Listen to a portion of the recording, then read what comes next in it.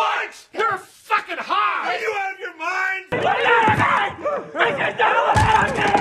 I'm gonna make you eat a plate of human shit! Get away from me!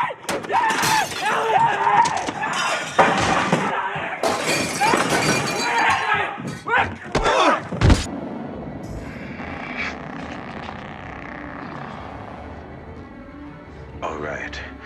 We're gonna do it the Scanner way. I'm gonna suck your brain dry. I must break you. I'm gonna pull the whole thing down. I'm gonna bring the whole fucking diseased, corrupt temple down on your head. It's gonna be biblical. What does that mean? It means buckle your seatbelt, Dorothy, because Kansas is going bye-bye.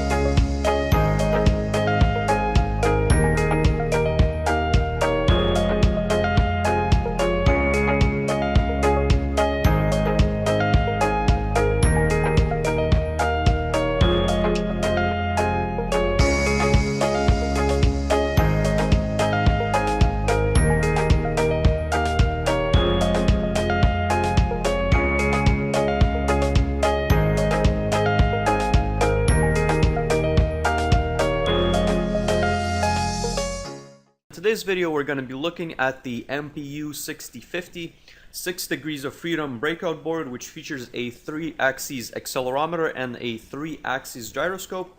So I'm going to be walking you through the entire implementation of this particular integrated circuit. I'm going to be showing you exactly which registers I'm pulling the data from, exactly how to wire and write the software to be able to read the values, what to do with the values, what you can possibly modify in the program to kind of get something relevant more than just the pure raw data of the accelerometer and the gyroscope. And as a very quick demonstration of the data that's currently being sent back to the Arduino serial port, you can look on your screen right now, and as you can see, you have the gyro readings in the G's as well as the accelerometer readings in G's. So let's take a look first of all at the gyroscope. It is the speed at which you rotate above a certain axis. So imagine my Z axis is going straight into the table. So if you look at your screen right now, the Z is about 0.4 degrees or so. So that's the error that we're getting. As soon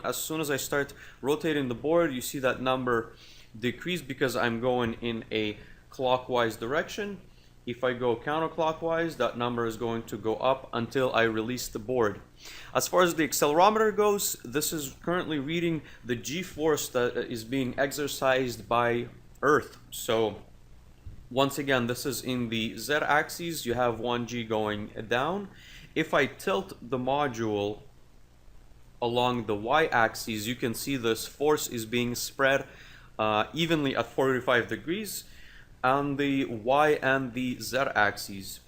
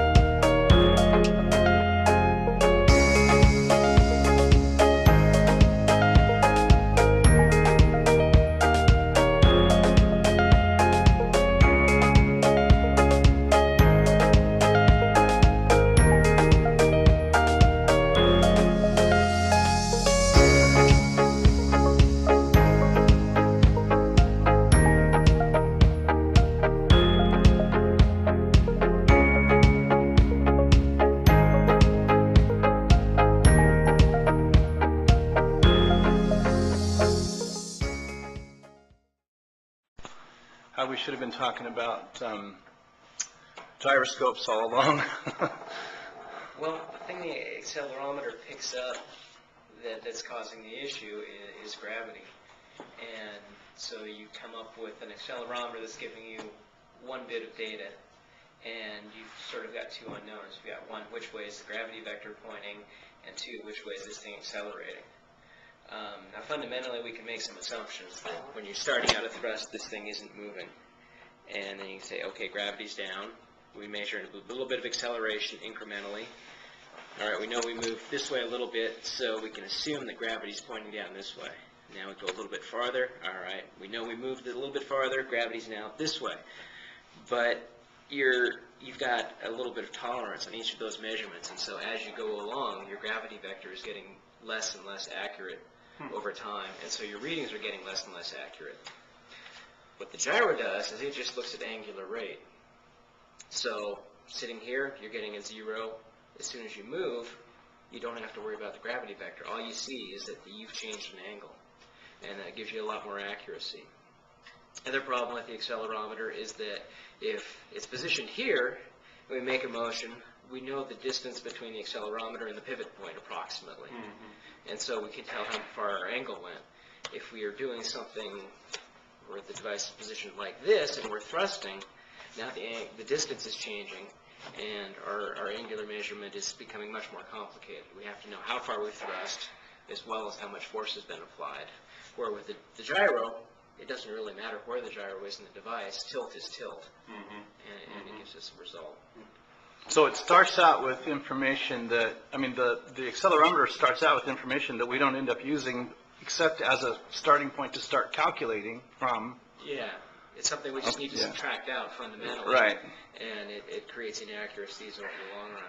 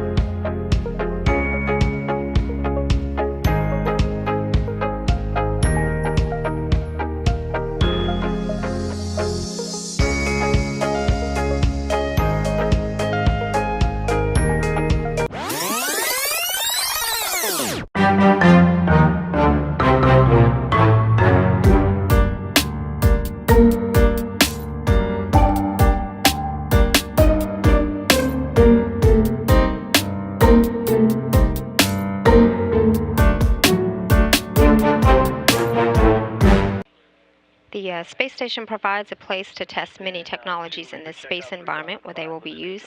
Lori Meggs with the station's Payload Operations Integration Center at the Marshall Space Flight Center in Huntsville spoke with Chris Provencher, a project manager with Ames Research Center. He described how his team on the ground controls the flight of robotic satellites on the station using a smartphone, similar to the ones many of us use every day. So I'm researching smart spheres, which is a robotic free flyer on ISS.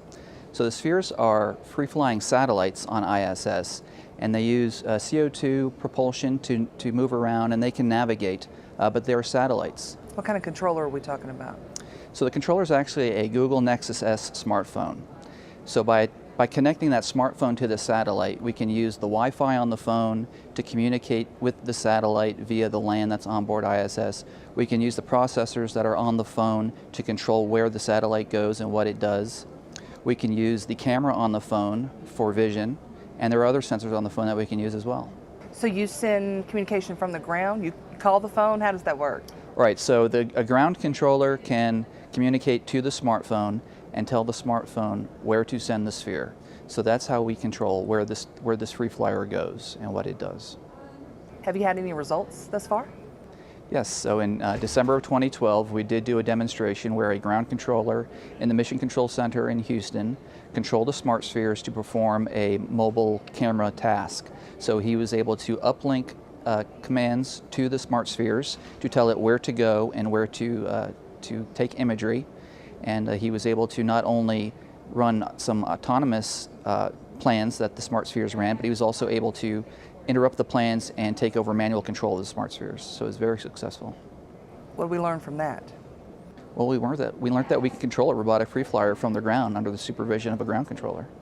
The crew only has a limited amount of time on station, and a lot of that time is spent doing maintenance and housekeeping types of activities, to include moving cameras around and also doing other types of environmental surveys, such as taking noise level readings, radiation level readings, other things to make sure that the station is safe. But if we can offload those tasks to a robot, that will free up time for the crew to spend more time working on science. And that's what's important to us. That's what's important. Why is the space station an ideal place to conduct this kind of research? Well, there are a couple of reasons we want to do this on ISS. First, the ISS is the ideal test bed for working in microgravity with free flyers. And secondly, since we want these robotic free flyers to be deployed on the space station, we're actually doing our testing in the operational environment. The Smart Spheres is a prototype for a future free-flying robotic system. By using the smartphone, it allows us to control the spheres and to demonstrate the activities of a free-flying camera or a free-flying sensor. And so the lessons that we get from these tests will inform us on how to build the future system.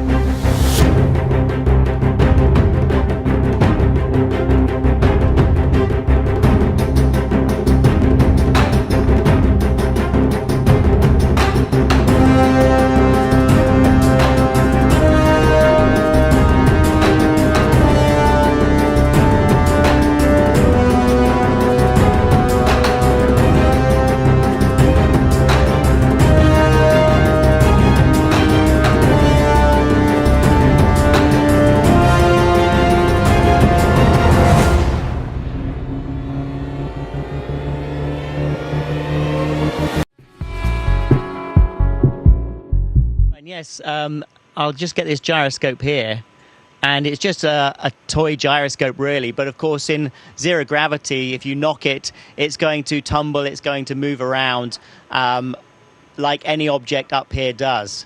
However, if I get this spinning, just give me a second.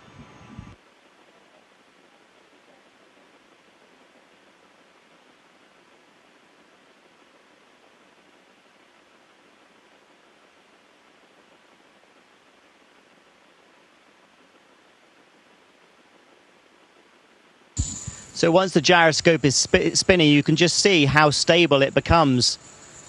And however I knock it, it's not going to change its plane. It's going to remain in the same plane. I can put it physically into a different plane and tap it again, but it will still hold that same plane, and it's much more stable. So it just gives you an idea of how we use spin stabilization and gyro stabilization for control on board the International Space Station.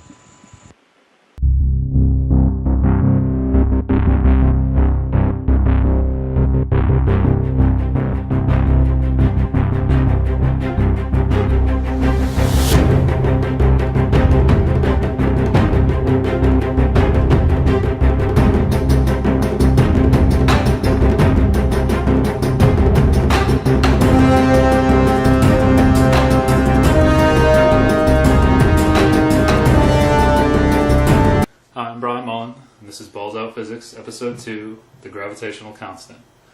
When I first discovered Flat Earth theory, I thought I could debunk it right away. But the problem was I couldn't. I realized that there were some very good points being brought up by the Flat Earth community, and that's why I started this series, because I'm really asking for help here. I can't explain these things, and I've got a pretty strong physics background. I took 2 physics courses in high school and then a bunch in college to get my degree, and maybe I'm missing something, maybe I'm not. But one of my favorite sayings in the engineering world is, you learn 10 times more from your mistakes than you do from your success. This is what we always tell rookie engineers. This is what they told me. Don't worry about making mistakes. Don't worry about being wrong. Because when you are wrong or you do make a mistake, you want to find out why. And on the way to finding out why, you learn a ton. So never be afraid to be wrong, because you can learn from it. And no one on this earth who has ever lived on this earth has ever been right all the time. All the time. It's never going to happen, and it's never happened. So accept it. Learn from it. So anyway, this episode is mainly about gravity, but it's about the gravitational constant in the gravity equation. However, to get there, we need to start with some basic physics.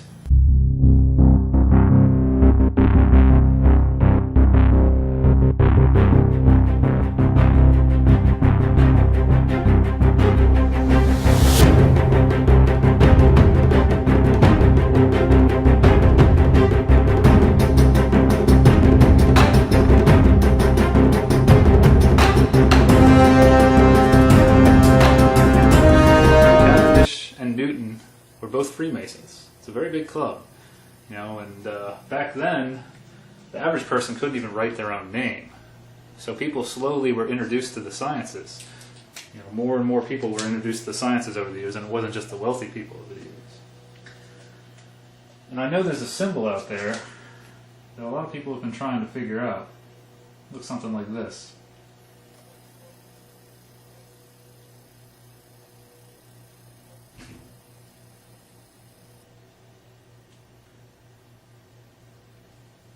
You ever seen one of these before?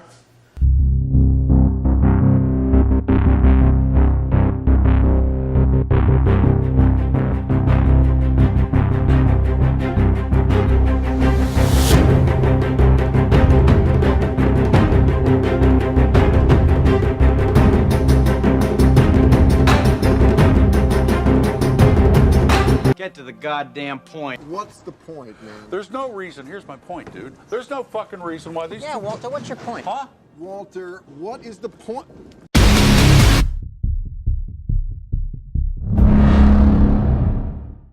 You push that button. Everything we've accomplished for the past 500 years will be finished. Our technology, our way of life, our entire history. We'll have to start all over again. For God's sakes, don't do it, Snake! My name's Pliskin.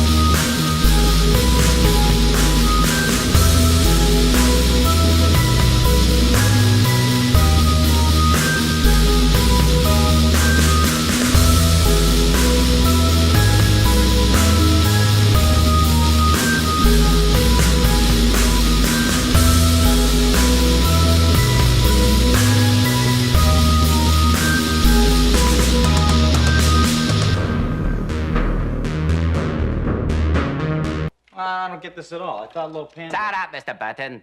You are not brought upon this world to get it.